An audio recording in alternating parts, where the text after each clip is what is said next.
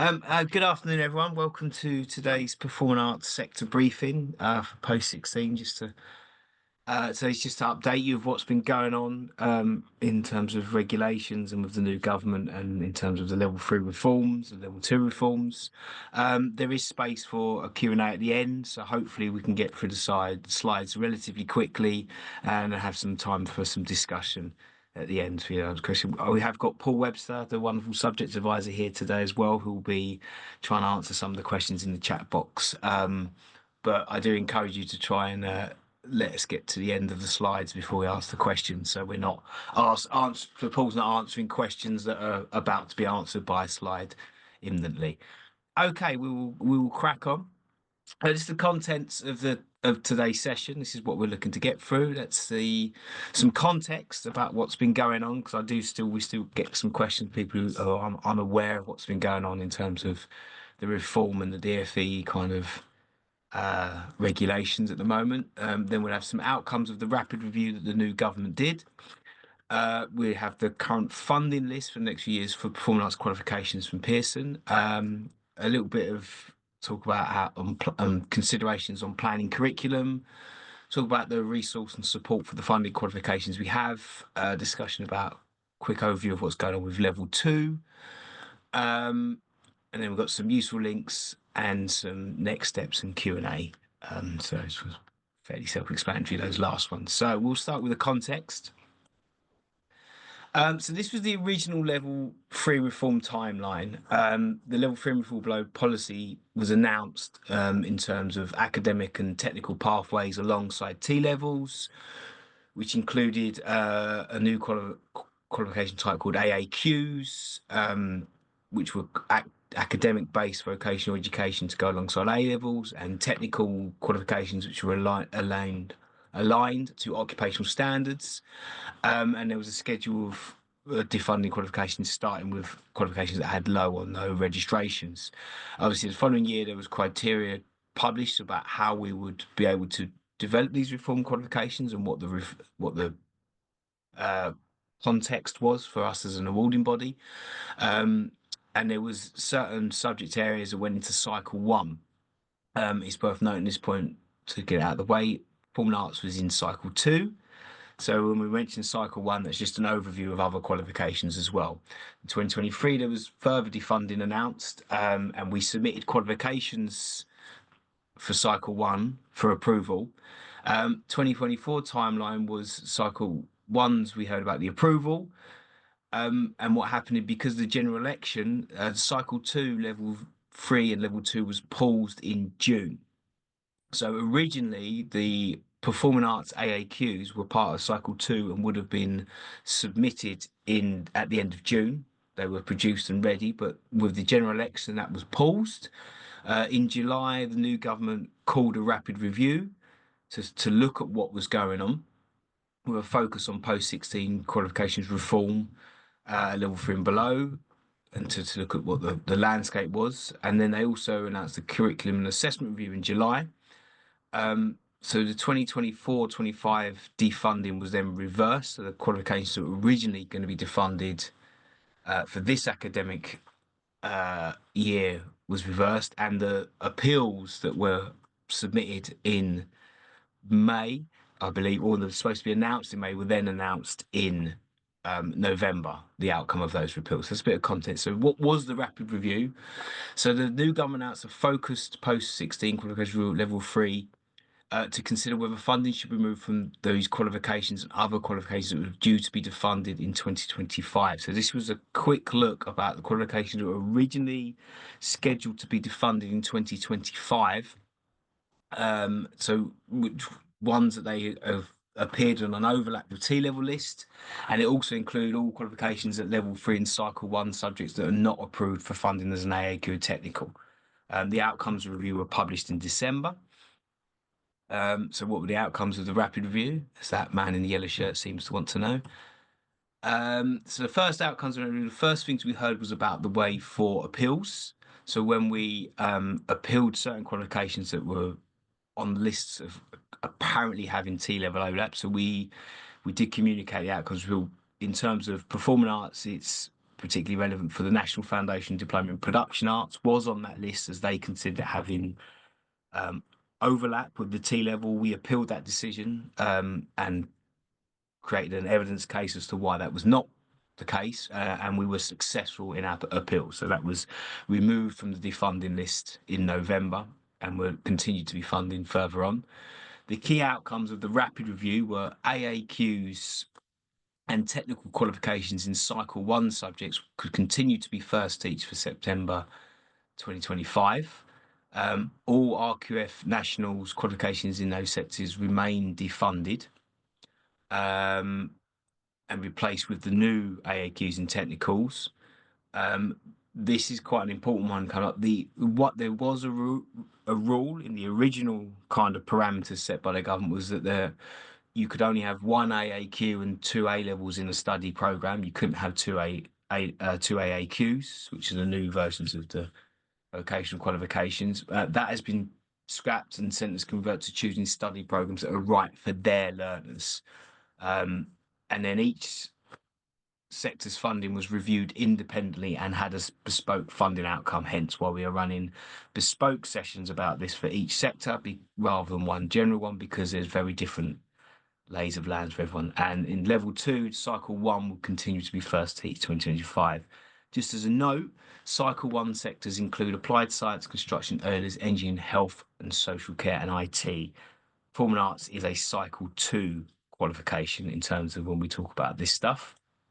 So what you really want to know is the funding list for performing arts, which is updated recently. So we can see now all current performing arts funded qualifications are now funded up to the academic year 26-27 at least. That's what's been announced so far. Originally we were looking at a defunding date of next year, September 26. Sorry, 25 this year. It's all going around, but we now have a kind of more steady ground to work on that. You have got another couple of academic years of funding for those qualifications. You do not have to panic about what's necessarily coming next. So, but what will happen from 26 onwards, and will there be further reform of qualifications? This is the statement from the DfE that they've provided in their FAQs. I think it's important, as this is a DfE decision, to use their words exactly. They've said that we've announced that will invite all organisations to submit further new level 3 qualifications in spring in health and science, construction, digital and education early years, and in the care service route. This will continue the process of reforming these routes while the curriculum and assessment review looks at the curriculum more broadly and will allow more newly reformed qualifications to be available for first teaching in September 26. We will provide more information and timetable for this process as soon as we can in the new year. With regards to the level 3 reform of other level 3 qualifications and level 2 and below qualification, we will provide more information in due course. So we are back into a waiting position to see what exactly comes out of what they announce and whether there's any change to the list of qualifications that can be submitted, if there's any change to the parameters under which qualifications should be submitted. We have produced qualifications, but rather than it originally was first teaching September 26 for new performing arts qualifications, obviously we know now that you can continue teaching what you are currently teaching into September 2026. And then we'll look at what happens in due course. So in terms of curriculum planning, which is perhaps going a bit further, looking more into when you get into 2026, obviously there's no change to curriculum for 25-26 or 26-27, so you can continue planning your programs with confidence. But as you await the outcomes of the next stage review, you may want to consider how you register learners who top up to other sizes or learners who need to fall back to smaller qualifications, because when new qualifications potentially come in 2027, that's where you may have to have some consideration of those learners and how you use them on program. So there is guidance that we've put on in the links here, where these slides can be shared. Obviously, lots of centres use a model registering learners on a 1-year program in the second year, topping up learners to larger qualification. That's quite a common thing to be done in post-16 education, where the last funding date is before learners could certificates and can only transfer learners. So and it's knowing the difference between a top up and a transfer, I think, is important for you when you get into kind of your sort of last year on programs.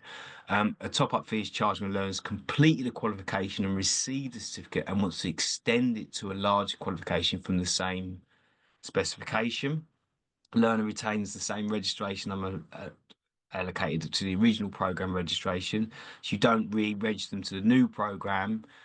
It becomes a top up. A transfer is when a learner transfers their registration from one to another before they have certificate for the original qualification, and there's no additional fee. So the difference between a top up and a transfer is obviously if you're doing something like a foundation diploma, and as they go into the second year, they're going to go to the extended diploma, for example.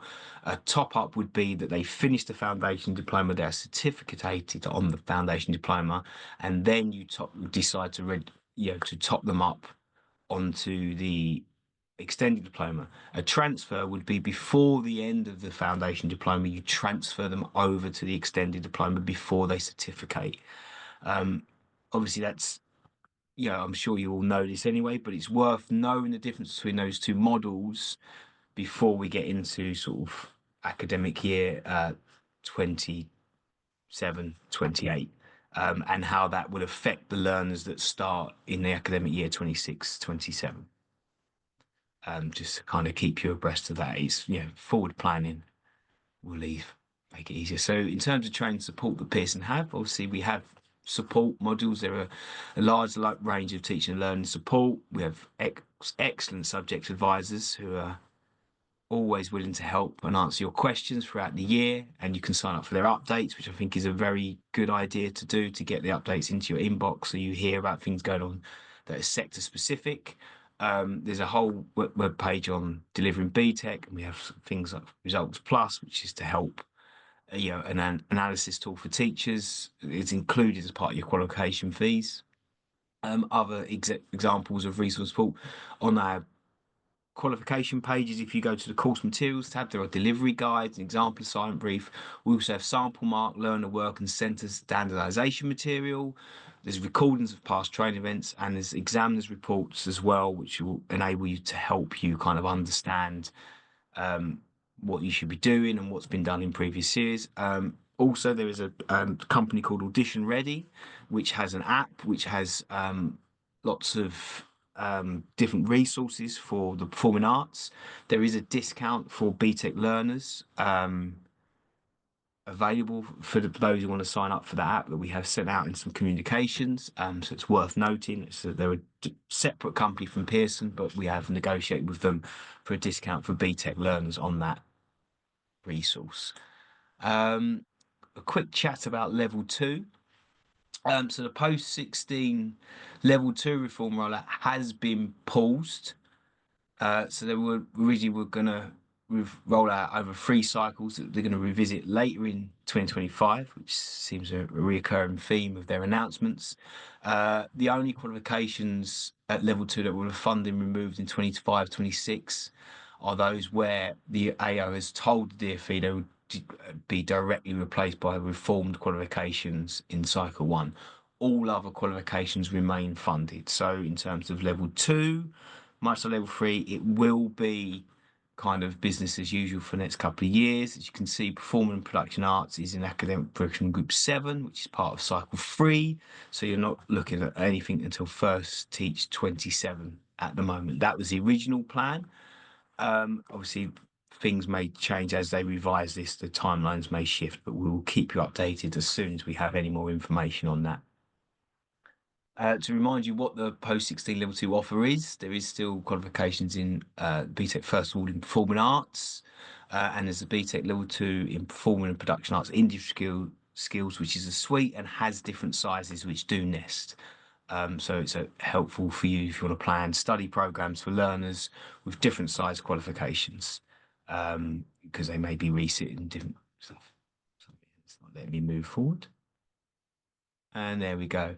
I have attached some useful links because there's a lot of information to take in, and obviously this is an overview. So I've got the Pearson links. There's the updated level 3 funding guide, which you saw a screenshot from earlier, and there's a link to level 3 reforms page. And I've also put in some links to the DfE appropriate site. So whereas links to the outcome of the review of qualifications and reform, qualifications that have funding extended, their FAQs and their qualifications reform page. Obviously, like all good websites, they should be updated frequently, and often they're updated before they even inform everyone else. So it's good to kind of have those bookmarked, as you can visit them as you wish if you want to find any more information out from the horse's mouth. In terms of next steps, so as we said, they've pulled cycle 2 submission for level 2 and 3. The submission of qualifications for the first teacher will be confirmed hopefully later this year. So that's when we'll know when we're allowed to submit the qualifications we've already developed. So we did have them developed last year for submission in terms of the level 3 qualifications.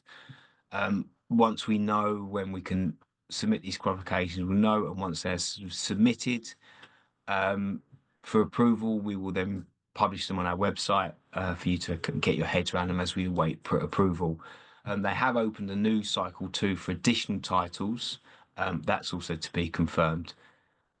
For all other sectors, qualifications that need to retain long-term will be reformed and informed by the curriculum and assessment review. So that's the other review that's going on in the background of the review.